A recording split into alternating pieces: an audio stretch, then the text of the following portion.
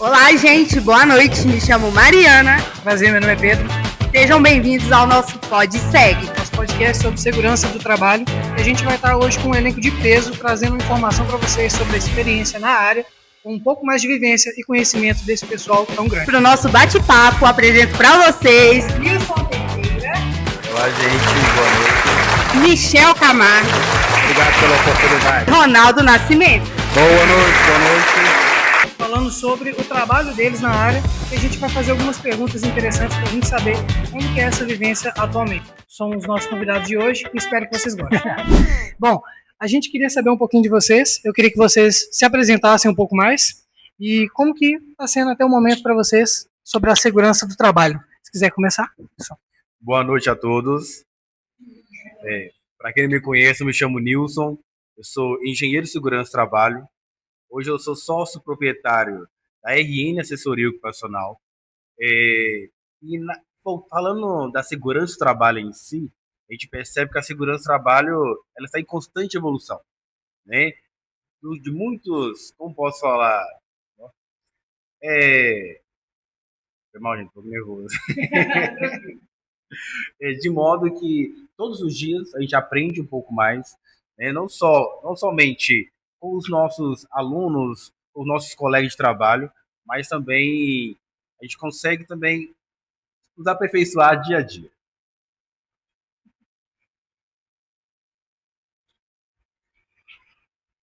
Pessoal, boa noite. Obrigado aí pelo convite e oportunidade de estar falando um pouquinho da experiência e sobre a nova visão de segurança com vocês. Eu acho que a gente vive em constante mudança e não é diferente com a segurança do trabalho. Para mim, hoje, segurança do trabalho ela precisa fazer parte da estratégia das empresas, porque aquilo que não é visto não é priorizado. Então, quando eu consigo colocar a segurança como ROI, Return to Investment, isso faz parte da estratégia. A empresa consegue ver valor nisso. E aquilo que ela vê valor torna prioridade. Aquilo que não tem valor também não torna-se prioridade. Então, para a segurança do trabalho atualmente fazer parte da estratégia, ela precisa ser vista como valor e como prioridade. Tá bem? Pessoal, mais uma vez, boa noite. Para quem não me conhece, meu nome é Ronaldo. Sou bombeiro já há 13 anos. Sou condutor de veículo de emergência, técnico em segurança do trabalho, instrutor credenciado pelo Corpo de Bombeiro para fazer os nossos treinamentos da parte de resgate, da parte das normas técnicas, né? E, na minha visão, a segurança do trabalho, ela é um setor que, se não existe, nós teríamos, infelizmente, o índice a cada ano aumentando ainda mais. Então, quando nós temos o profissional, o técnico de segurança na linha de frente, apoiando em vários cenários, em vários setores, de forma ampla, a gente percebe a importância e mostra, assim como o Michel disse, né, para outros setores como recursos humanos, a própria administração de uma empresa, a importância da gente ter esse setor conosco ali. Okay? Muito bacana. E como surgiu o interesse de vocês em atuar na área da segurança do trabalho? Bom, no meu caso, vou começar aqui, eu sempre quis trabalhar fazendo treinamentos, né? Ministrando treinamentos, e sempre vi o treinamento de NR35, algo que já me chamava muita atenção, NR33, né? Espaço confinado, dentre outros, e eu vi uma oportunidade e como missão levar para várias empresas, né? Vários colaboradores, locais, cidades diferentes, um pouco da nossa orientação da parte da norma, né? Que um treinamento que ele deve ser, inclusive, levado a sério, que é o NR35, dentre as outras normas, eu vi ali a importância da gente levar um pouco do nosso conhecimento e evitar esse tanto de acidente que acontece. Então, no ramo de segurança do trabalho, eu vi a parte importante de ministrar os treinamentos. Pessoal, minha história com a segurança, ela começou há um bom tempo, né? Em 2005 eu era office boy e eu já pensava em fazer um curso técnico, mas eu não sabia qual porque eu não estava dentro de indústria, né? Eu estava dentro de uma agência de turismo, uma casa de câmbio, então não tinha tantas possibilidades. E aí surgiu no Barreiro uma escola chamada Meta e ela tinha pouquíssimos cursos. era enfermagem, segurança do trabalho e, salvo me engano, mineração. E dentre tudo aquilo que eu estudei dos cursos, né, dos conteúdos, o que me chamou a atenção foi a palavra CIPA, Comissão Interna de Prevenção de Acidente. Falei, ó, que legal, prevenir acidente. Mas não tinha internet como vocês têm hoje, não tinha tantas informações. Eu gostei da palavra, achei interessante, aí comecei a aprofundar um pouquinho. Falei, ó, legal, prevenir acidente dentro das indústrias aí. E aí eu fiz o curso, né, lá em 2008, e daí para frente veio a caminhada dentro de algumas empresas e foi amor à primeira vista. E a última também, porque eu acho que eu não vou fazer nada além disso. No meu caso também foi até engraçado. Não tinha a mínima ideia do que era segurança do trabalho. Eu trabalhava como operador de caixa no Extra Hipermercados, que hoje é Açaí, ali em Contagem. Um certo dia eu falei, não, tem que fazer alguma coisa. Preciso evoluir. Né? Saí a pé mesmo, pela Avenida João César de Oliveira, bater em porta de todas as escolas para saber que curso eu iria fazer.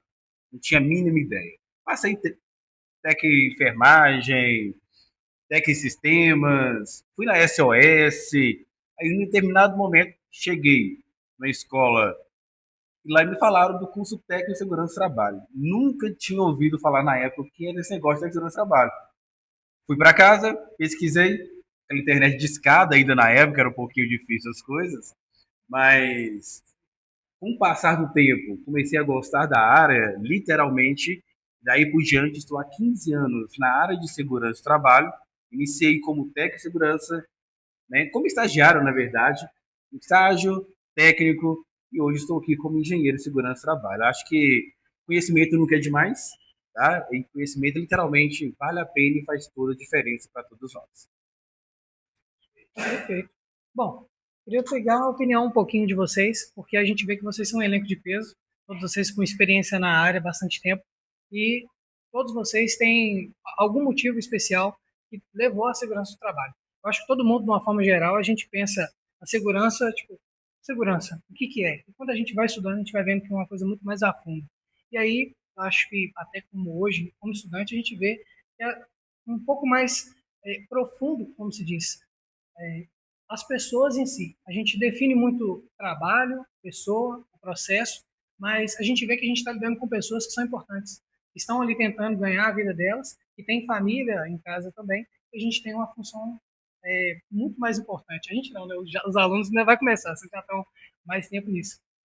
Por isso, eu queria saber de vocês como que funciona essa nova visão de segurança que vocês têm. Essa nova implementação que a gente está vendo hoje em dia, o mundo está mudando bastante, o conceito de pessoas, processos e ambiente, também a empresa no geral, como que isso está sendo hoje em dia para vocês e essa adaptação também, lidar com essas pessoas nesse meio tempo. Vou começar, Pedro. Primeiro, parabéns pela pergunta, muito interessante. Acho que é assunto para um churrasco aí, viu, cara? É muita coisa para ser falada em termos de mudança e nova visão de segurança. Mas eu acho que se eu pudesse resumir a sua pergunta, eu resumiria não em mudança cultural, mas em mudança de vida. Eu acho que quando a gente fala de segurança, o olho brilha, eu acho que é porque é paixão, né? Acho que é porque é paixão, é amor pelo que a gente faz. E quando você vê resultado naquilo que você se propõe a fazer, eu acho que não tem nada que pague isso. Então, tem o lado de cá, que a gente se entrega para fazer mudança cultural e enxerga isso na vida das pessoas. Quando você consegue fortalecer as defesas e a capacidade de uma indústria, deixá-la, de certa forma, mais saudável, eu acho que isso é a satisfação do nosso trabalho. E além disso, as futuras gerações que vão passar por ali, né, vão conseguir levar para fora tudo aquilo que você conseguiu implementar como prevencionista. Então, o primeiro é paixão pelo que faz, tá?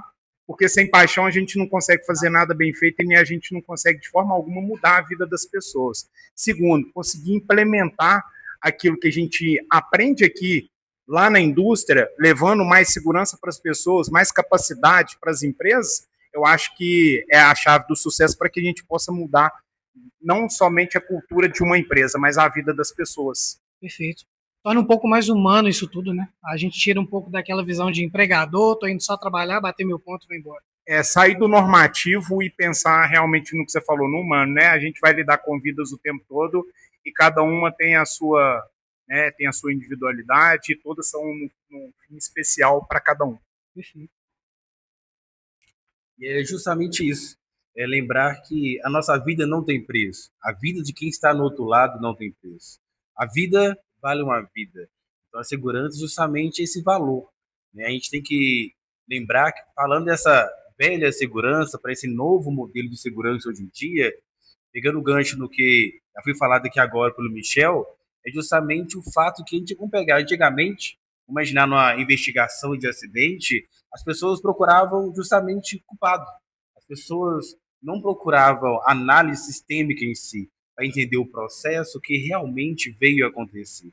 E justamente essa evolução da segurança, junto também com as tecnologias, que fez com que as coisas fiquem mais acessíveis, mais flexíveis, mas ao mesmo tempo ser capaz ali de atender não somente o empregador, a empresa, mas também todos os colaboradores de uma maneira geral.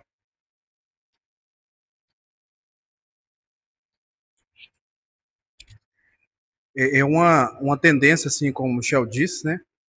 Quando a gente começa a fazer um serviço, uma ação de segurança do trabalho, de prevenção, e a gente talvez muda de empresa, vai para outra empresa, mas a gente deixou enraizado talvez uma reunião que não era feita, né? Talvez um DDS que não existia, talvez o dono da empresa que não conhecia o que era segurança do trabalho, ele teve que adequar conforme as normas, e a gente vai talvez daquela empresa para um outro local, a gente verifica quanto é bom a gente ter deixado um legado do ponto de vista da prevenção, que aí, levando um pouco lá da parte cultural, a gente ainda tem essa dificuldade de entender a importância. E hoje em dia, você vê a segurança do trabalho pensando mais, não só, talvez, nos métodos de prevenção, né, mas pensando em si nas pessoas, assim como os fatores psicossociais, que ainda, na maioria das vezes, a gente vê uma dificuldade da gestão em si não entender, mas cada vez mais tem sido pressionado por nós da segurança do trabalho, e as pessoas, eles têm entendido que, de fato, a vida aqui é a nossa prioridade. Né? Exatamente. Vocês, como profissionais da área, como podemos avaliar se uma cultura de segurança é realmente madura ou se ela é apenas baseada no medo de punições?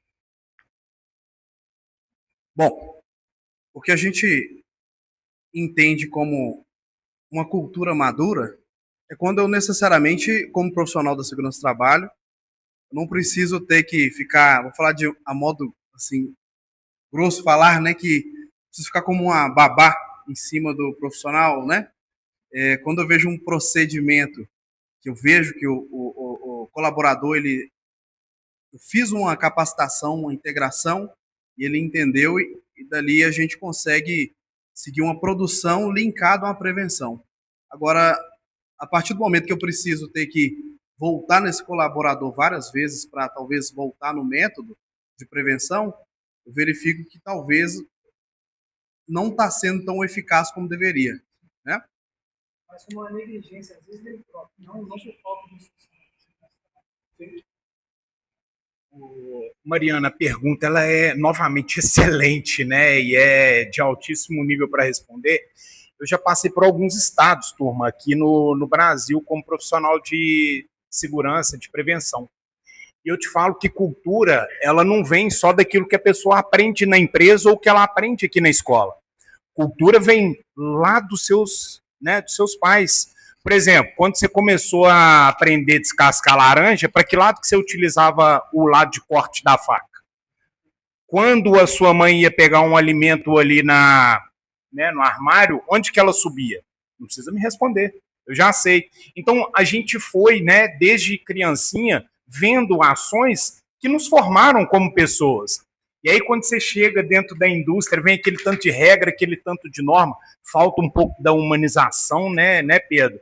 E até as abordagens em alguns lugares são muito policiais, é baseado na regra de ouro, gerando cultura do medo, E aí, quando eu vejo que a empresa tem que gerar a cultura do medo para ter a cultura de segurança, eu falo, opa, aqui não tem cultura de segurança. Tem muita regra, tem muita norma, mas cultura de prevenção não tem. Né? E aí eu já consigo perceber, pô, se eu dependo de ter que falar para o empregado que se ele não colocar um cinto de segurança, ele vai ser mandado embora porque é uma quebra de regra de ouro, esse local, para mim, ele não tem cultura. Agora, tem cultura onde eu vejo que as pessoas não têm medo de apontar os problemas que tem ali para melhorar a capacidade de segurança, né? Até na quantidade de sorrisos que você vê na área das pessoas trabalhando. E você chega num local que está todo mundo tenso, todo mundo tem medo. Quando o técnico de segurança vai na área, o cara tem medo. Esse local não tem cultura. E você consegue pegar isso no café da manhã. Então, eu acho que cultura ela começa lá na nossa casa, desde criancinha. Mas quando você vai para a indústria, você consegue perceber isso de forma bem fácil no café da manhã. Inclusive, quando eu comecei na indústria, falando um pouquinho só, tá?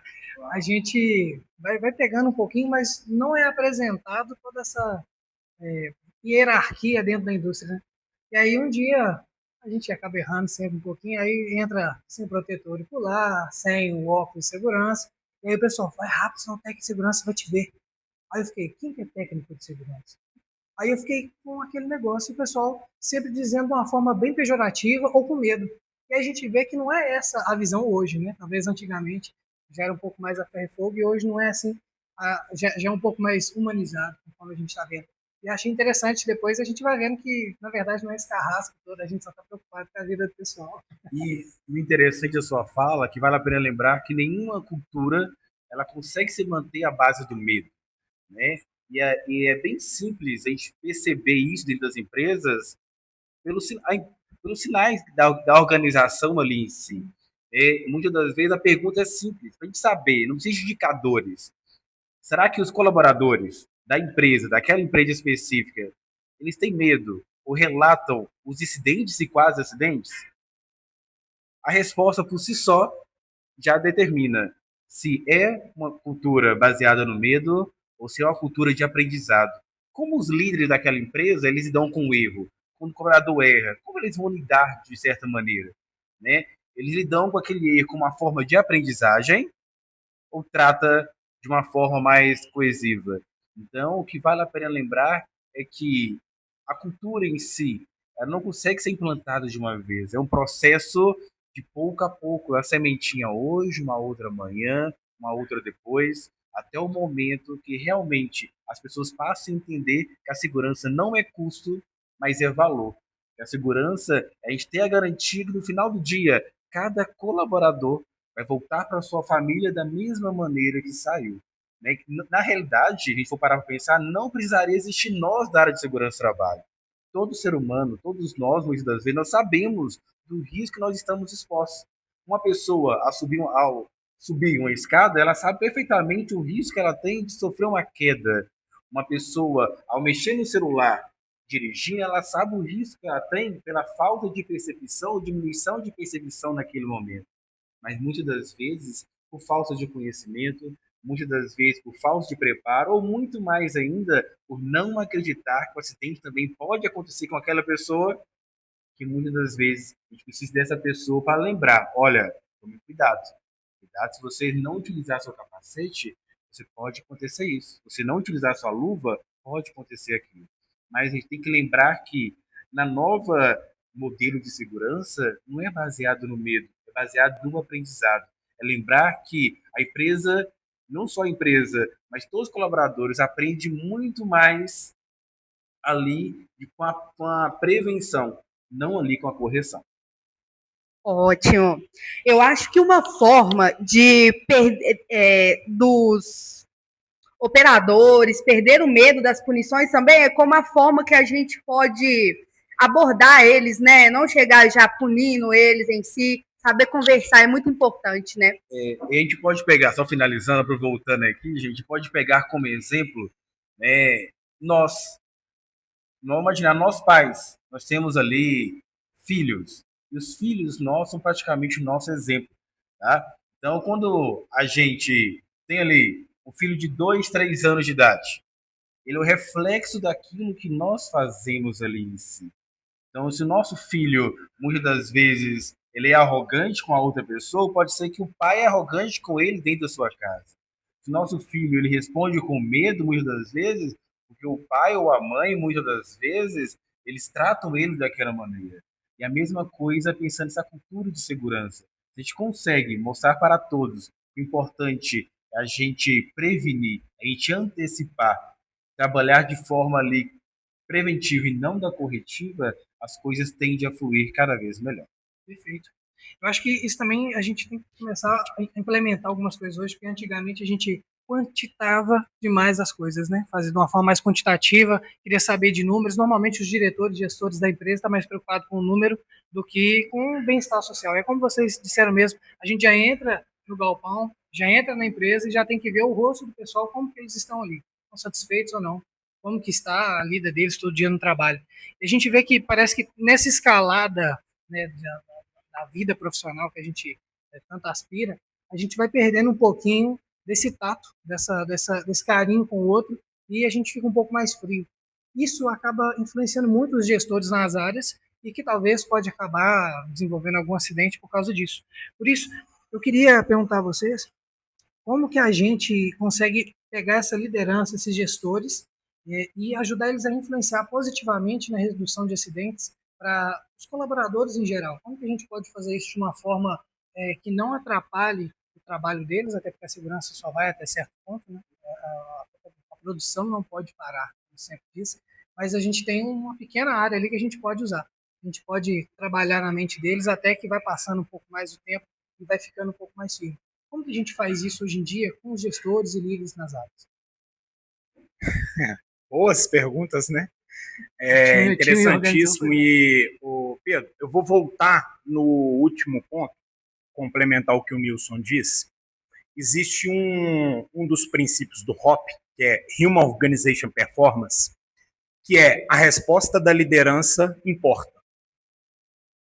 Então, em uma cultura, né, se eu não tenho resposta, se eu não tenho retornos, por que eu vou, por exemplo, ele falou, por que eu vou informar um incidente que aconteceu comigo se não tem retorno? Então, dentro da indústria, o líder ele tem que entender o princípio, esse é um dos princípios, que a resposta dele importa. E se a resposta for positiva, ele tem retorno o quê?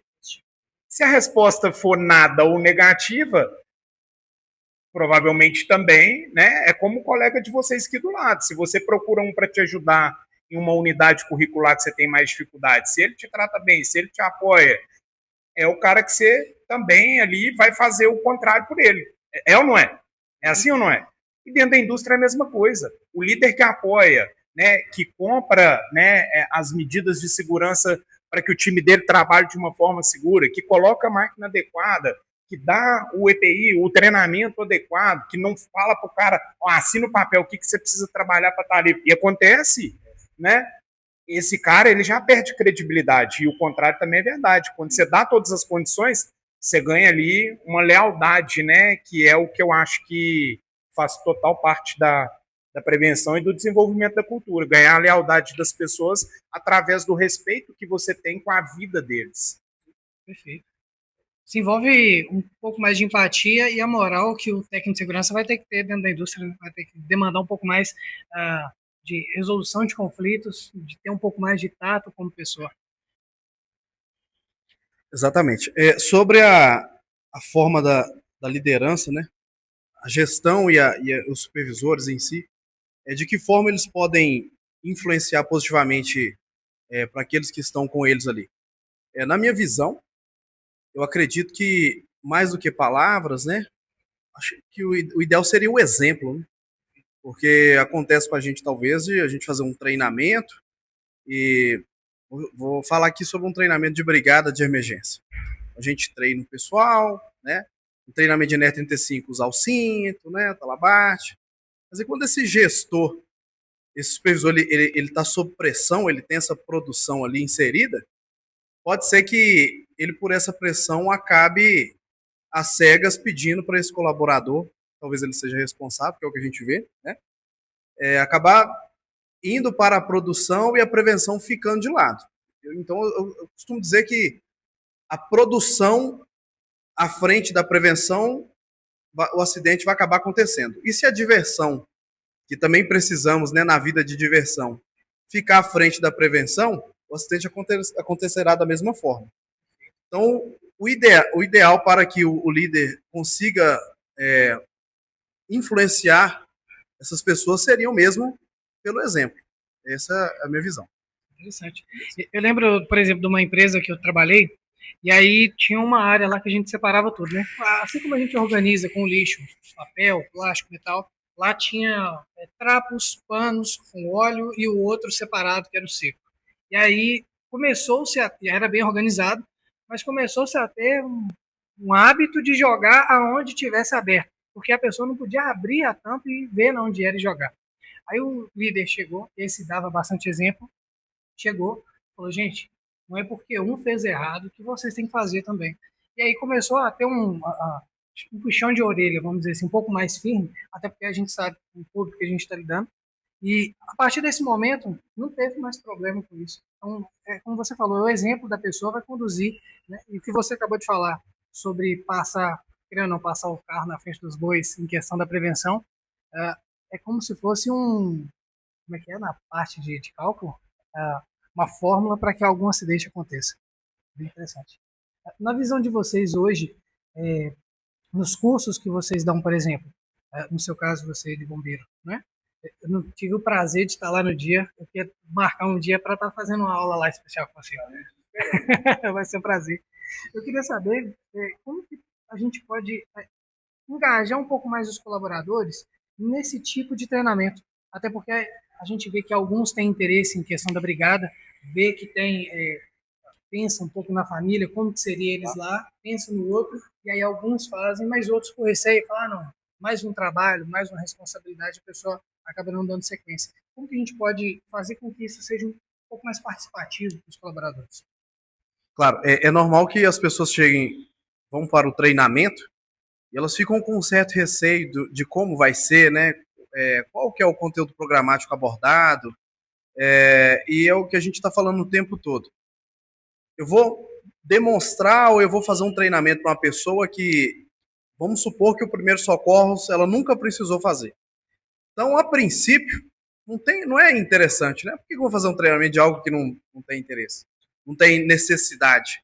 Mas é só a gente perceber que é só um acidente acontecer que a gente vai verificar que se talvez a pessoa tivesse tido uma chance de fazer um treinamento, talvez ela tinha salvado uma vida. A gente escuta isso todos os dias, né?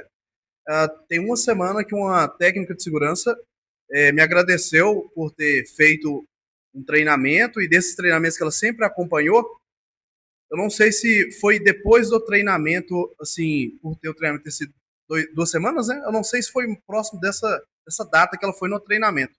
Mas ela informou, por exemplo, que a filha dela engasgou com um grão, né? Com amendoim lá. E ela, por ter feito o treinamento e por ela ter acompanhado vários, porque ela no setor dela, a segurança do trabalho acompanha os colaboradores no treinamento de brigada. Então, aí a gente vê a importância de inserir, de mostrar para os colaboradores a intenção de participar de assuntos, mesmo que e eu espero que nunca aconteça, mas mostrar a importância de que se acontecer a gente tem que saber como fazer, né? Aí vem a frase, que é melhor saber e não precisar usar, do que precisar usar e não saber, beleza? O precavido morreu de velho, né? A gente tem que saber fazer, é isso mesmo. Exatamente. Colocar em prática. Para vocês hoje em dia, na segurança do trabalho, a gente tem que ter um pouco mais na abordagem de como que a gente vai funcionar melhor a prática do erro da pessoa, do erro no processo ou no ambiente. Como que vocês acham que hoje a gente pode colocar isso? Por exemplo, eu tenho vontade de fazer engenharia de processo e trabalhar um pouco mais nessa área, porque realmente a gente vê que algumas coisas que acontecem não é por causa da pessoa, não é por causa, às vezes, da empresa, mas porque ficou um legado anterior de algum processo falho que ninguém viu, como a produção está funcionando, vai continuar. Mas o acidente também. Então, para vocês hoje, como que a gente consegue pegar um pouco disso, da questão de entender que isso aqui não é um erro humano? Porque a gente sabe, tem os fatores, né? Como que chama? Naquele caso sobre... Tem uma história bem interessante que você falou sobre isso. Chama que alguém falou que era percepção de risco. Lembrei. Percepção de risco. Que um acidente aconteceu por causa da percepção de risco. E queria resumir uma reunião importante por causa disso. já pondo o erro na pessoa. Como que a gente trata o ser humano que está querendo controlar o outro? Nesse caso. Ô Pedro, de fato é bem simples, né? Separar para pensar, quer ver? Eu acho que todo mundo consegue responder junto comigo. Por exemplo, sistema falha? Tem sistema aqui no Senai, já falhou algum dia? Já. Máquina falha? Tem um tanto aqui ao lado. Falha? Máquina falha? Por mais que tenha manutenção, alguma coisa, né? Seja nova, falha. Por que o homem não falha? E aí vem lá na questão de cultura. Qual que é a cultura que eu quero gerar? De aprendizado e melhorar ou cultura do medo? Porque se for para apontar dedo, é o que eu falo com vocês sempre, né? Você tem um relacionamento, tem um problema, você culpa outra pessoa, ela te culpa de volta. Saiu do lugar? Não. Na empresa é a mesma coisa. Se acontece um acidente ou se tem uma falha, que o Pedro chamou aqui de erro humano, culpar a pessoa não resolve absolutamente nada, porque não gera aprendizado. Gera, no máximo, a cultura do medo, porque esse empregado vai sofrer uma punição ou vai ser desligado. Aí o outro vai deixar de cometer o erro porque o outro foi desligado? Não, às vezes ele vai cometer o erro e aí vai ser até pior, né? Mas a defesa que precisava ter sido implementada para evitar que ele cometesse o erro não foi. Ou seja, não aprendeu. E, não obstante, o Brasil é o quarto país no mundo em número de acidentes de trabalho. Aí o resultado. Você quer mudança? Comece com você. Acredito que é isso. E falando em justamente buscar culpado, quando a gente faz uma análise, faz uma investigação buscando justamente o culpado, a gente não está buscando resolver o futuro, está buscando resolver o passado. O acidente já aconteceu, a falha já aconteceu. Nenhum acidente acontece de uma hora para outra, né? Não é nada surreal. Geralmente a sucessão de falha, a sucessão de erro que levou aquele acidente a acontecer ali em si. Então, na verdade, isso é justamente essa análise sistêmica.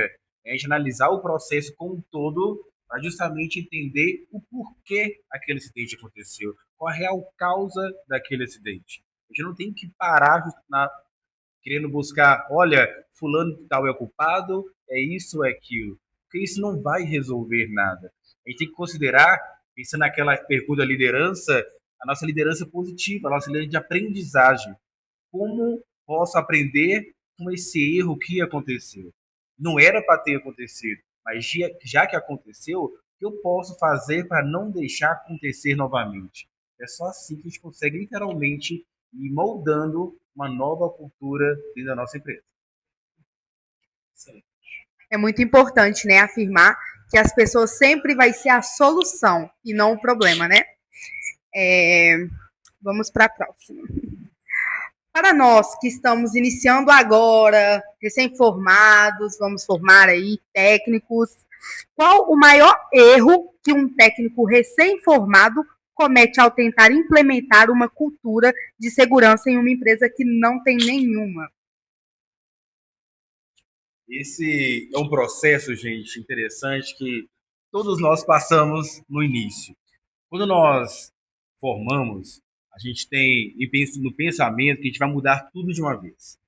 Eu vou chegar na empresa e as coisas vão acontecer para ontem, né? E as coisas não funcionam assim. Aqui a gente estava falando no início, a cultura é um trabalho que vai se adquirindo com o passar do tempo, né? Que não começa ali na empresa, começou há muito tempo atrás, lá na casa da pessoa, com a sua formação com os pais e assim por diante. Então, gente, justamente falando deste processo, até me fugiu aqui, só recapitula um pouco a pergunta, era justamente voltado para os erros mais comuns, gente, é justamente querer chegar e implantar uma cultura à base da imposição, tá? A gente tem que lembrar o seguinte, que ao chegar na empresa, a gente primeiramente tem que entender o cenário ali em si, né? Não só entender o cenário, mas buscar primeiramente o engajamento de todos. Conhecer ali a população na qual a gente vai estar ali inserido, né? Primeira coisa, buscar apoio. Como eu falo buscar apoio, eu preciso do apoio da liderança. A gente precisa lembrar que nós da segurança do trabalho, a gente não consegue atuar, a gente não consegue desenvolver o nosso trabalho com qualidade se a liderança não comprar a nossa ideia. a gente não conseguir mostrar ali para a liderança que a segurança não é custo. A segurança é um valor para o seu negócio, uma redução de custo que ele vai ter, tá? E um ganho maior ainda na produtividade. Como assim? Segurança com produtividade. Porque a partir do momento que o trabalhador ele trabalha com segurança, ele trabalha com mais confiança e automaticamente o restante já vem uma reação em cadeia. Então, no meu ponto de vista, o maior erro é querer chegar com a imposição. Esquecer que justamente a gente precisa do engajamento. A gente precisa primeiro entender a cultura do local. Porque quando a gente chega impondo se um local que não tem cultura, a gente precisa lembrar que a gente vai bater de frente com a série de resistência. A gente vai ter resistência de ambos os lados. Então, quando a gente começa, aos poucos, mostrar justamente a importância da segurança, não segurança do trabalho, mas segurança de pessoas, independente de onde quer que nós estejamos, seja na empresa, seja na nossa casa, seja na rua, um erro pode sim custar a nossa vida, pode sim custar a vida do outro. Quando as pessoas começam a entender isso, aí sim, nosso trabalho fica mais fácil de ser iniciado. Então, no meu ponto de vista, esse erro é questão do engajamento em si, de querer impor antes de entender a real cultura, a real necessidade ali daquele estabelecimento. Vou contribuir um pouquinho com essa também. A gente tem 3 pilares desde o começo do curso que são inegociáveis, né? Um é a comunicação, o outro é networking, o outro é o respeito. Comunicação principal. Falar ou ouvir? Ouvir. Respeito a todos. Da portaria à presidência e vice-versa. E network. São as conexões que você faz dentro da empresa. E eu diria que o principal erro é conflito. Onde o conflito ele é bom, tá, turma? Mas é o conflito respeitoso onde gera aprendizado. Agora, o conflito onde você quer ganhar, tem que ser porque segurança está em primeiro lugar. Você já perdeu. Porque a partir do momento que você aumenta a voz numa discussão, ou tenta impor, como o Nilson bem falou, a gente já não está gerando conexão. A gente está gerando o quê? Afastamento. E segurança com afastamento das pessoas, não tem como fazer segurança, porque a segurança é feita pelas pessoas, independente do cargo. Então, o maior erro é não gerar conexões, boas conexões. Sejam parceiros, né? Vocês vão ter os stakeholders, são os nossos clientes. A produção depende da gente, como a gente depende da produção, e sempre vai ocorrer isso, né?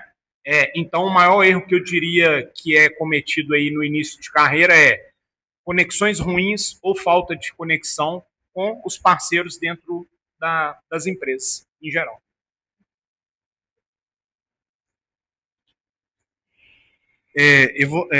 Não se faz evolução de produção com divisão, né? Se não for para todo mundo estar junto, se não for para todo mundo focar em resolver, em sanar, não vai evoluir. Agora vamos mudar para um tema bem importante também, né, dentro das fábricas, enfim. O tema é análise de acidentes, falhas, pessoas e processos. Diante de um acidente, como estruturar uma análise que vá além da identificação de falhas imediatas e consiga revelar causas sistemáticas e organizacionais, evitando vieses e a busca por culpados? Vou, junto com o Nilson aqui, acho que a gente consegue contribuir um pouco sobre isso. Primeiro, turma, não existe, e aí esse erro ele é cometido também. Análise de acidente feita só por equipe de segurança. Não existe. Primeiro, porque independente do acidente, tá? Na área que ele ocorre, por exemplo, nós temos tornos aqui ao lado. Alguém aqui já operou um torno? Talvez 1, 2, né? Aí vai poder ter um conhecimento, né? Uma técnica maior para ajudar nessa análise. Mas tirando isso, praticamente nenhum técnico de segurança operou torno. Acontece um acidente com trabalho em altura e você já subiu para fazer limpeza de caixa d'água alguma vez? Talvez não. Então, eu acho que a primeira coisa é formar um time, né? E a gente chama de learning teams, né? Que são os times de aprendizado. E para você ter aprendizado, você precisa ter conhecimento o quê? Diferente. Cada um com uma visão contribuindo de determinada forma. Então, acho que a primeira coisa para você fazer, de fato, uma boa análise, não é nem a metodologia que você vai usar, é formar um bom time, porque no fim das contas a gente precisa sair dali com aprendizado. Perfeito. Eu lembro até mesmo de uma técnica de segurança que ela falou comigo assim, o que você acha da área de segurança? Começando aí dos primeiros passos e tudo mais, e aí ela foi bem instrutiva, ela que fez o nosso, como é que se chama? Quando a gente está iniciando na empresa, e aí tem a integração. Eles deram para a gente um caderno. Eu nunca escrevi com tanta vontade um caderno para corrigir problemas, eu cheguei vendo erro. E aí ela pegou e falou assim, você o que você tem de diferente na segurança do trabalho? Foi uma pergunta que eu fiquei pensando um pouco, o que eu vou ter de diferente? Porque todo mundo já estudou segurança, todo mundo aqui está fazendo esse trabalho, mas não difere em nada. Como você falou, às vezes a pessoa não tem o conhecimento do torno, não tem o conhecimento de uma fresadora, e aí como que ela vai montar um PGR ou algo do tipo, um documento mais específico sobre aquele equipamento, se ela não sabe o risco que ele tem, o perigo que ele vai causar na vida de alguém. Então fica um pouco mais complicado. E aí eu falei com ela, eu tenho NR10, eu tenho NR12, já fiz curso disso, curso daquilo. Ela falou, ótimo. Então, na hora que você for colocar alguma coisa na segurança do trabalho, utilize o conhecimento que você já tem que vai te ajudar. E a gente vê que isso realmente faz a diferença. Por exemplo, hoje eu vejo vocês, com tudo que vocês têm de bagagem, dão para nós uma forma muito maior de conhecimento do que se a gente chegasse, sentasse, lesse um livro, pegasse a apostila básica que dá de qualquer curso. A gente tem um conhecimento muito maior. Por isso eu acho importante que a gente tenha aulas, inclusive, com pessoas que estão na área, porque a gente vai estar atualizado conforme vocês estão. Se a NR mudar, todo mundo já tem que estar atento também, principalmente com relação a alguma coisa sobre emergência, na hora de lidar com qualquer treinamento.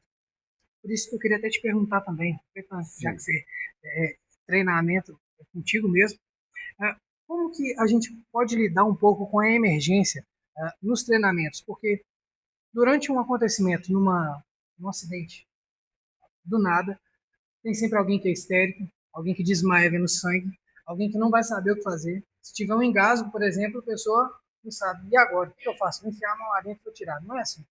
Como que a gente vai lidar com isso para poder ajudar uma pessoa do absoluto básico a ter um conhecimento um pouco mais avançado nesse sentido? O interessante dessa pergunta, a gente tem que lembrar que a base de tudo é possuir uma boa didática ali naquele momento. Realmente, a gente vai nos deparar quando a gente fala em situação de emergência, não existe uma receita de bolo. Não vai ser sempre assim. Não tem como falar que em primeiro socorro sempre vai ser assim, que a emergência sempre vai ser desse jeito, que vamos atuar sempre assim. Então, o que a gente tenta trazer para as pessoas justamente cenários. Dentro daquele conteúdo que a norma permite, cenários que possibilitem a aproximação de uma situação real. Então, se uma situação real acontecer, podemos fazer assim. Lá tem várias didáticas. Entre as didáticas, imaginar, o Ronaldo gosta de fazer muito a questão do tempo. Como a pessoa lidar com pressão. Porque na hora de um acidente, na hora de uma emergência, a gente sabe que o coração vai bater mais rápido. A vontade de ajudar também vai aguçar ali. Mas a gente tem que saber até onde eu posso ir, até onde o meu conhecimento me permite que eu faça. É porque muitas das vezes que eu passei em um treinamento, tem que ficar bem claro que eu sou obrigado a ajudar alguém.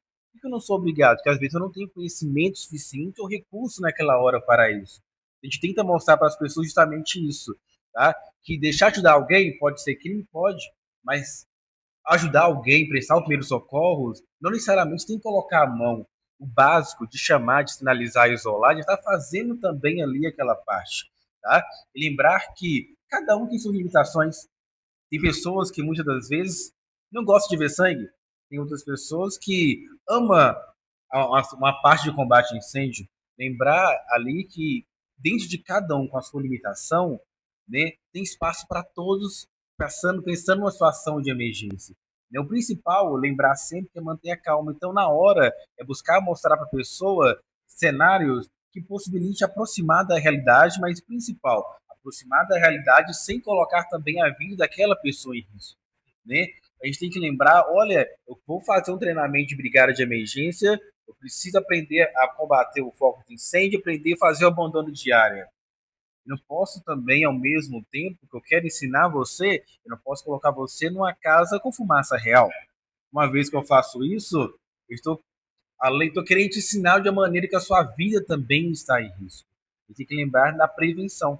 Eu vou ter que lembrar que eu consigo te ensinar, às vezes com uma fumaça artificial, que vai aproximar da realidade, com vozes, com pressão, com tudo mais, de uma maneira que você se sente seguro em fazer, e na próxima vez que você vê aquela situação, você vai se sentir preparado para poder fazer ali e confiante em prestar ali aqueles primeiros socorros, ou que seja aquela parte de combate a incêndio, ou emergência química e assim por diante. Perfeito. Eu fiquei sabendo uma história aqui, me contaram, tá? Não sei quem que é e em qual treinamento, mas me disseram que tem uma parte do treinamento lá que passa um copo cheio d'água e que a pessoa tem que passar para o outro para simular como se tivesse alguém ali, e o copo tem que voltar cheio, na casa de fumaça. Como que funciona isso aí? Olha interessante, gente. Varia muito de treinamento para treinamento, mas é uma metodologia, sim, que nós também utilizamos. A gente tem que imaginar o seguinte, pensando no treinamento de brigada, não é todo mundo da empresa que vai estar formando ali naquele momento. A gente sabe que conforme a IT12 do Corpo de Bombeiro, né, o número de brigadistas necessário é de acordo com o cálculo, conforme o grau de risco da empresa, conforme isso, ou seja, que estou querendo falar que uma pequena porcentagem, uma pequena fração da empresa que vai passar a ser capacitada ali naquele momento. E aquela pequena fração que vai representar todos os demais colaboradores. Ou melhor, que vai estar responsável, muitas das vezes, falando ali na parte do copo, para fazer o abandono diário ali em si. Então, aquele copo, muitas das vezes, está representando duas situações. Está representando uma pessoa que você tem que remover daquele local, né? E buscar manter a calma e passar calma para aquela pessoa. Porque muitas pessoas, na hora da emergência, vão entrar em desespero por não saber o que fazer. Vamos pegar o exemplo da Boate Kiss. Várias pessoas, no ato do desespero, buscaram o banheiro, achando que o banheiro era a saída, né? Várias pessoas, no ato do desespero, acharam que é cada um por si. Um começou a empurrar o outro, começou a cair e acabou aquele número enorme de vítimas acontecendo. Não vamos entrar nesse assunto e sabe que uma série de falhas ali aconteceram. Mas nessa didática a gente tenta mostrar justamente isso. Você tem na sua mão ali uma vida. Essa vida que está na sua mão, ela tem que sair no outro lado da porta da mesma maneira que ela entrou. Cada gota de água que você deixa cair no chão, isso quer dizer que muitas das vezes uma pessoa você acaba deixando ali para trás. Então ali é o momento a gente tentar mostrar para as pessoas a importância nossa como brigadista, como técnico, de liderar ali a equipe e remover todos para um ambiente seguro. Ótimo. Essa pergunta vai ser uma pergunta mais direcionada para o Nilson e para o Ronaldo. Vocês que trabalham com treinamentos de emergência, como que vocês trabalham com o fator humano? Medo, estresse e tomada de decisões? Nas instruções, a gente tenta fazer de tudo para entender primeiro para quem a gente está fazendo esse treinamento, né? E a partir daí a gente tenta trazer a turma para nós, mantendo o conteúdo programático, né, que é importante, e são fatores que fazem parte do treinamento, não tem como, né? Só que eu tenho pessoas que têm mais dificuldade de entender o cenário e tem outras pessoas que já têm um certo receio, né? Até focando nos velhos hábitos, né, que é o assunto de vocês hoje abordado aí, há um tempo atrás, por exemplo, o treinamento era feito com fumaça real, por exemplo. Então, o Nilson citou aqui a questão da fumaça artificial. Até para a gente trazer um pouco da prevenção de acidentes no treinamento, porque as pessoas acham que também está num treinamento que não tem risco de acidente, né? Nós fazemos de tudo para o acidente não acontecer. Somos, né, da segurança do trabalho, né? Nós temos o contato com várias pessoas, mas eu tenho alguém que na hora lá é claustrofóbico, eu tenho uma crise de pânico, eu tenho uma crise de ansiedade, ou tem uma situação que ela tem uma mobilidade reduzida. Então, não que essa pessoa não vá participar de um treinamento, é onde a gente entra com aquela inclusão, né, que é uma palavra-chave, para a gente não deixar deixa essa pessoa de lado e fala, não, vou treinar só fulano, porque igual o Nilson disse, se você tem medo de sangue, você não pode participar. Não, não é assim. Eu acredito que a gente consegue, numa brigada de emergência, ter várias formas de tratar, como aquele que consegue ver sangue, eu acredito que ele vai atuar melhor, mas se ele não entra na casa de fumaça, tá tudo bem. A nossa intenção é que a gente treine no mesmo nível, óbvio. Mas aí eu também tenho que verificar os limites dessas pessoas, e aí na nossa instrução a gente tem que fazer esse filtro. Se esse filtro ele não acontece, o acidente acontece. Tanto que, por exemplo, eu posso colocar fumaça real e colocar 40 pessoas para entrar lá. Mas eu já tenho alguém com crise, de uma rinite, de uma bronquite, né? E aí... Hã? Exatamente, exatamente. Então, nos nossos novos hábitos, né, a gente tem essas orientações, por exemplo, de evitar um acidente de fato.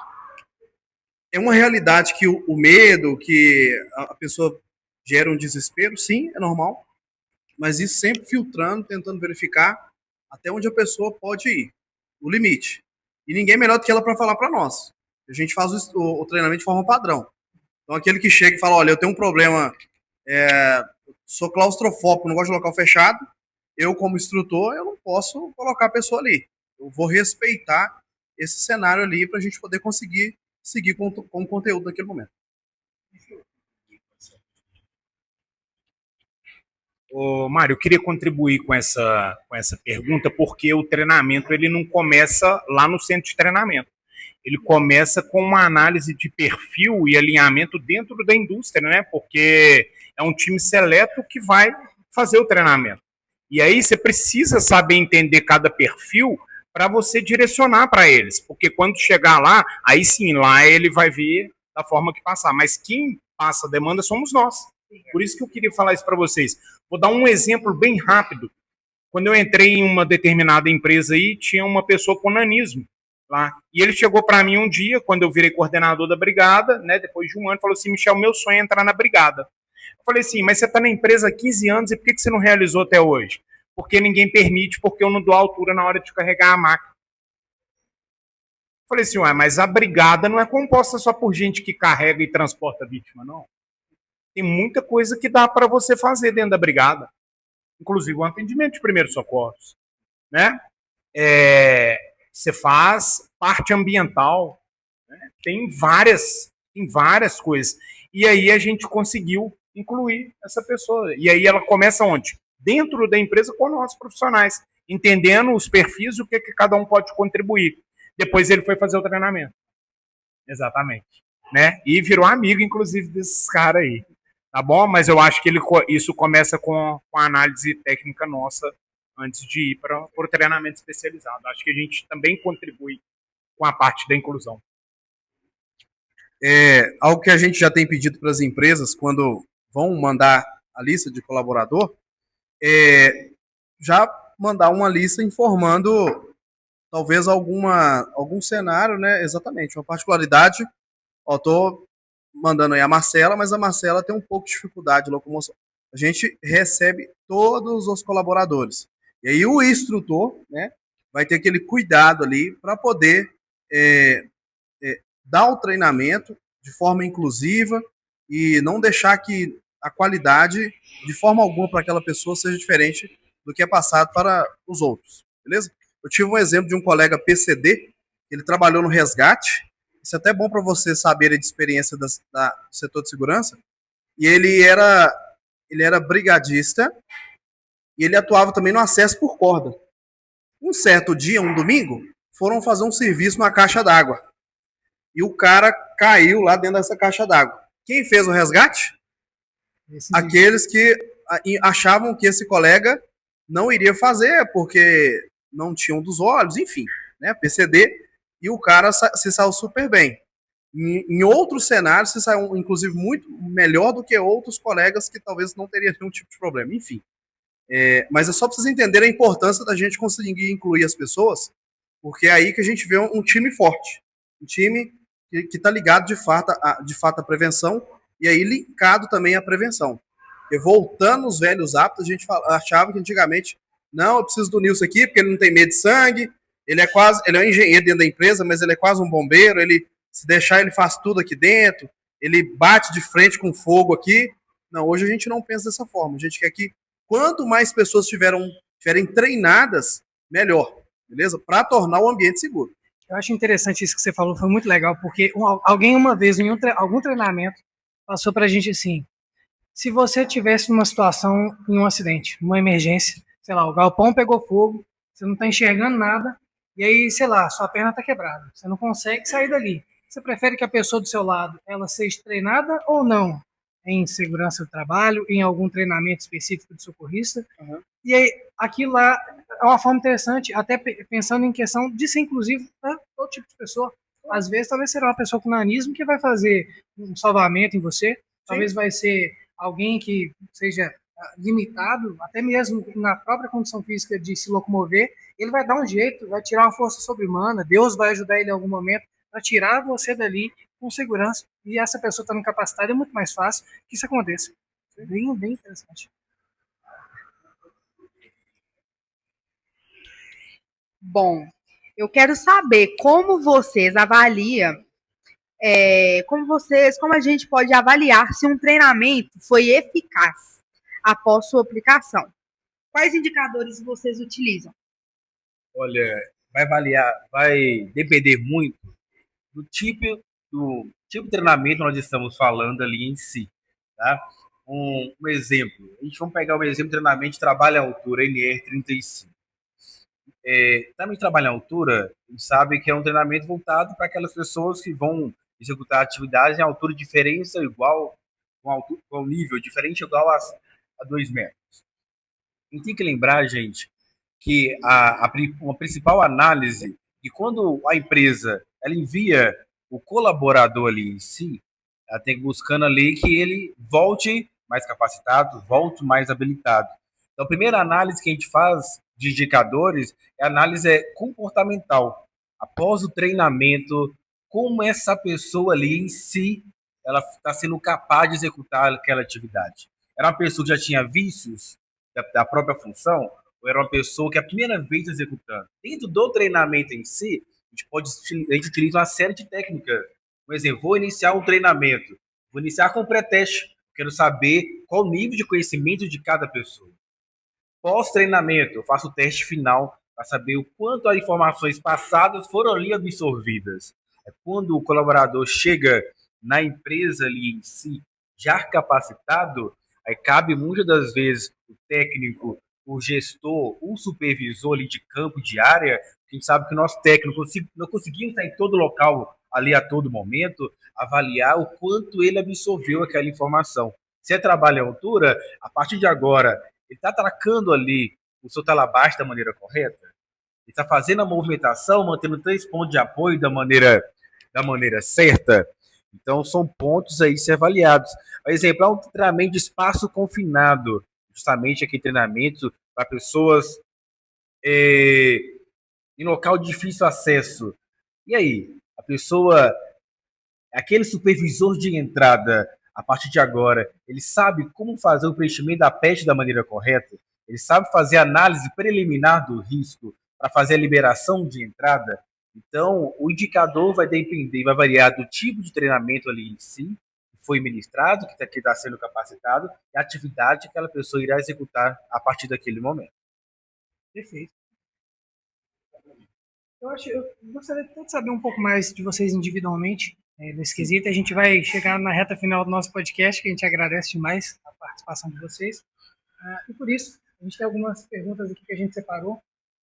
Michel, como que você adapta a sua comunicação e abordagem no dia a dia para promover segurança e engajamento da equipe? As perguntas estão afiadas, excelente, inclusive. Ô Pedro, eu confesso que não é algo fácil não, né? Mas eu acho que a primeira coisa é através do como você conhece as pessoas. Eu acho que, inclusive, com vocês acontece aqui. A forma que você fala com um não pode ser a mesma que você fala com o outro. Mas você só aprende isso como?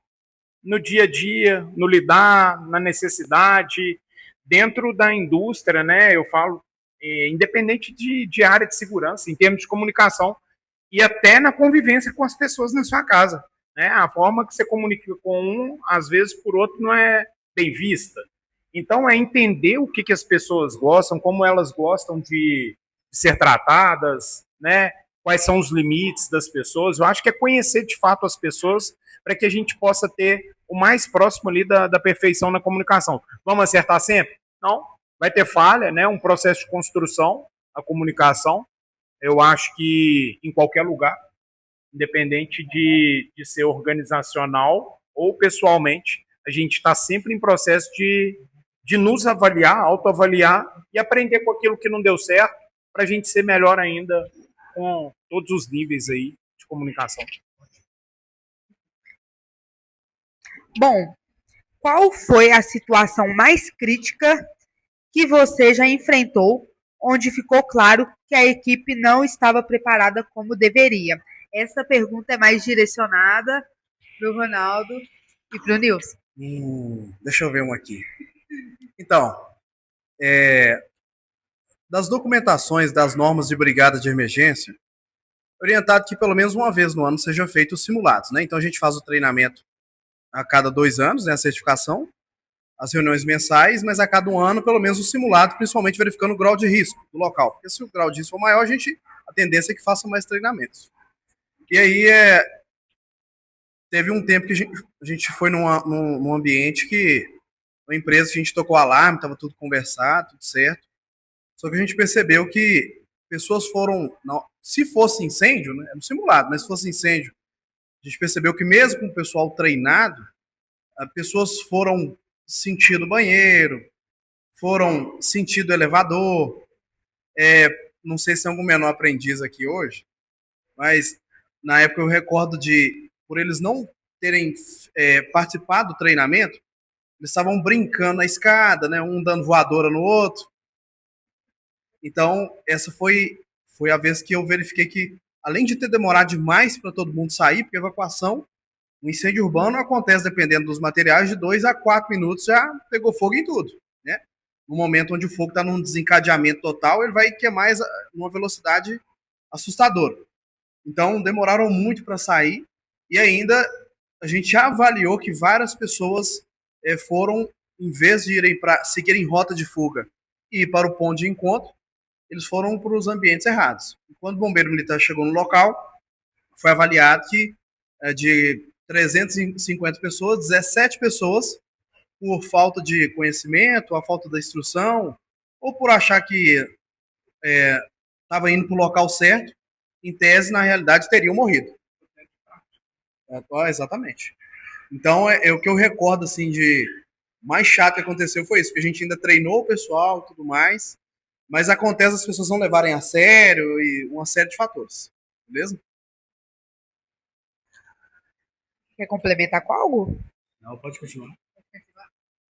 Bom, gente, é isso. Nosso podcast está chegando ao fim. E agora a gente gostaria de saber se o público tem alguma pergunta para fazer para eles. Raíssa.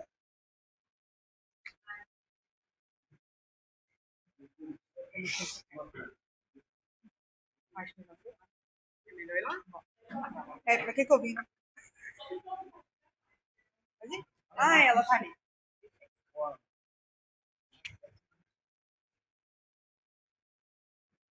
Pode começar? Oi, boa noite. Meu nome é Raíssa. A minha dúvida é sobre a formação de vocês. Qual a formação de vocês atualmente? Eu falo de toda a trajetória, tudo que vocês estudaram. E qual foi a maior dificuldade para vocês durante esse processo? E, assim, a gente sabe que tudo que faz... que tudo que o ser humano quer é fazer parte de algo, né? E isso que a gente faz é, de fato, algo muito bom. É uma coisa que, às vezes, a gente fica até assim, não, mas é o óbvio, né? Mas eu quero saber, assim, como que vocês chegaram onde vocês chegaram, quais as dúvidas, e vocês se sentem realizados hoje onde vocês estão? Assim, tem mais algo que vocês querem alcançar, assim, porque a gente nunca fica parado, né? E a gente quer sempre mais coisas boas. E aí eu direciono a pergunta para os três. É isso. Não era uma pergunta, era 4, 5, né? Obrigada. Ótima pergunta.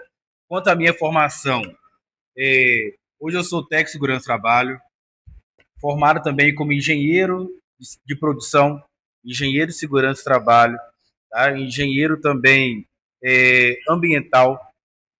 Hoje me tornei há pouco tempo, de forma ainda bem recente, um dos peritos também do estado de Minas Gerais.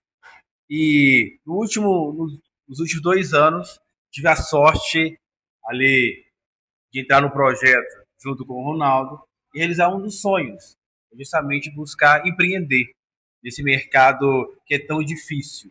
Tá? Acredito, a caminhada não foi fácil, é uma caminhada literalmente de desafios. Até hoje, a gente enfrenta desafios todos os dias, tá? Mas se eu falar que não cheguei no meu limite, não. É que uma vez que a gente chega no nosso limite, acho que não tem por que mais a gente viver, né? Vários sonhos ainda a gente pretende ali realizar, tá? Mas gosto de lembrar que hoje eu posso falar que segurança do trabalho é a minha vida. Eu respiro segurança, eu trabalho segurança, eu como segurança todos os dias. E, literalmente, cuidar de pessoas é o que me move. Cuidar de pessoas é o que me faz hoje pensar. Porque muitas pessoas saem de casa e não retornam. Então, a gente não consegue mudar o mundo. A gente consegue, às vezes, auxiliar, ajudar quem está do nosso lado. Então, isso que me move hoje, que move também a nossa empresa, é conseguir ajudar o próximo, é conseguir ali fazer toda a diferença no mundo individual que a gente vive hoje.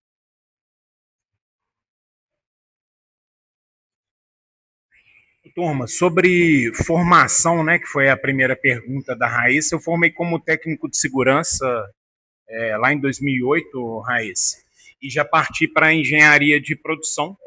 Na verdade, meu sonho era civil, mas eu ganhei a bolsa de produção e era uma bolsa generosa, né, da empresa que eu trabalhava lá em 2010, 30%, né? Então, aí eu fiz produção, mas se eu pudesse ter escolhido, né, eu teria escolhido engenharia civil, que eu acho muito legal a parte de projetos. Então, não tive essa realização profissional nessa parte. Mas eu já fiz a engenharia de produção sabendo que eu queria ser engenheiro de segurança.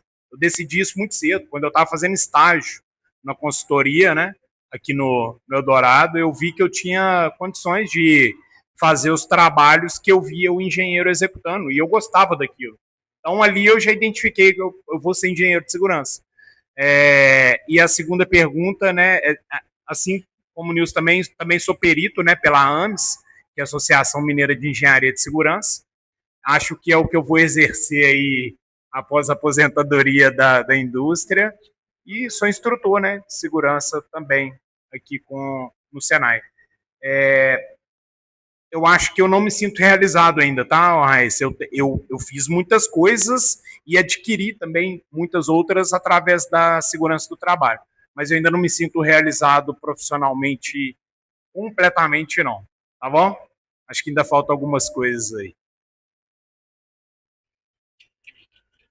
Vou sentar de cabeça para baixo. Eu formei como bombeiro civil em 2000, no início de 2012, e já fui trabalhando na área, trabalhei em alguns locais como TV Globo, Shopping Diamond. Depois, dentro dessa formação, fiz o técnico de segurança do trabalho, mas já pensando nas instruções, porque eu trabalhava na consultoria, inclusive com o Nilson, de segurança do trabalho. Depois eu fui para o resgate, em rodovia, né? Fiz primeiro uma condução de veículo de emergência, e foi um grande desafio entrar na área, porque é difícil a gente ter uma formação e já entrar de cara, né? Principalmente num setor de resgate, onde as pessoas, o médico, o enfermeiro, fica com aquele pé atrás, fala, será que esse rapaz vai dar conta de ver acidentes pesados, né, e tudo mais? Mas era algo que eu já tinha como formação como bombeiro civil, então para mim foi tranquilo, era algo que eu já gostava. E depois eu fiz o credenciamento com o Corpo de Bombeiro para fazer os treinamentos de brigada de emergência. Fiz alguns outros. Hoje eu sou credenciado pela American Safety, que é uma agência norte-americana de primeiros socorros. A gente faz esses cursos 50, 100 horas para deixar as atualizações em dias, né, principalmente as internacionais, que é a que mais nos chamam a atenção. Vocês vão entender que quando falta na norma nacional, a gente busca na internacional. É normal. E eu acredito que depois da gente, eu e Nilson, ter começado a parceria, a minha realização maior tem sido ver vocês como técnico de segurança ou um bombeiro perguntar sobre um treinamento, a gente conseguir ajudar, inserir essa pessoa no mercado de trabalho. Hoje tem sido, não vou falar que é um hobby, né? Mas eu acho interessante conseguir ajudar outras pessoas a entrar no mercado de trabalho, porque para mim não foi fácil. Mas a minha vida estava... Mentira se eu falar isso, mas eu achava que de 18 às 22 estava muito tranquilo. Então eu cismei de continuar fazendo cursos técnicos, né? Então estou finalizando um técnico de enfermagem, já penso em fazer um enfermagem de trabalho, mas isso já é caráter mais de aprendizagem, porque hoje a RN, né, a nossa empresa, já tem dado um apoio muito legal, já tem me deixado assim de forma mais objetiva no mercado de trabalho, mas eu imagino que ainda não é hora de parar. Eu ainda quero aproveitar cada segundo para continuar estudando, porque mesmo que a gente continue, vocês vão ver, né? Vocês já devem ter percebido aí que não é só norma técnica, não é só instrução técnica, não é só NBR. Tem pessoas que entram na área achando que segurança trabalha, é porque eu vou ficar de boa na empresa, né? Só mandando o cara colocar capacete. Já pode esquecer por aí, né? Então, assim, é muito mais do que isso. Então, eu ainda não me vejo assim estagnado. Eu quero sempre estar continuando sendo na RN, né? Tenho uma imensa vontade ainda de voltar para o resgate, que nada melhor do que se sentir útil, né? Você conseguir ajudar alguém, vários que a gente ajudou, acidentados, motociclistas, queimadura, né? Fratura, a pessoa achando que ia morrer, e a gente conseguir pegar essa vítima e transportar para o João 23, depois ver a pessoa bem, né? É muito gratificante, sabe? Então por exemplo, eu sou apaixonado pelo resgate, pelas instruções, e a minha intenção é não parar. Eu sempre gostei dessa área do ramo de resgate, de prevenção, e pretendo continuar nela. Bom, gente, chegou ao fim o nosso PodSeg. Foi uma honra ter vocês aqui conosco, nos trazendo os aprendizados, né? Experiências profissionais e aprendizados mesmo durante o dia a dia de vocês. Saibam que as portas estarão sempre abertas para recebê-los novamente. Eu acho que eu vou seguir a sugestão do churrasco. Faltou programa para o assunto que a gente tinha aqui hoje ainda, viu? Ainda tinha muita coisa para ser falado, né, turma? Primeiro Legal de demais. muitos. A gente agradece a oportunidade, né? Agradeço também vocês aí como parceiros, ao Network fazendo efeito na vida de cada um. E obrigado, que espetáculo que vocês fizeram aqui hoje é de arrepiar, né Ronaldo, né, Nilson? Eu, assim, sei lá, acho que eu nunca vi uma coisa tão profissional na minha vida, e do lado de cá não estava fácil não, tá? Pode ter certeza que foi uma das coisas mais bonitas que eu vivenciei nesse 1 ano e meio com vocês aqui. Queria parabenizar vocês por tudo que vocês fizeram, pelo carinho com a gente aqui também.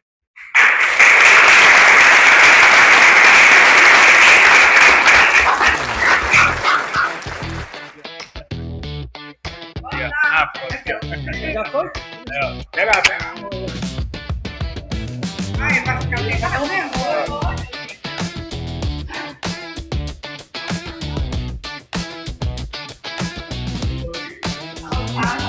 Alface. Boa, sucesso.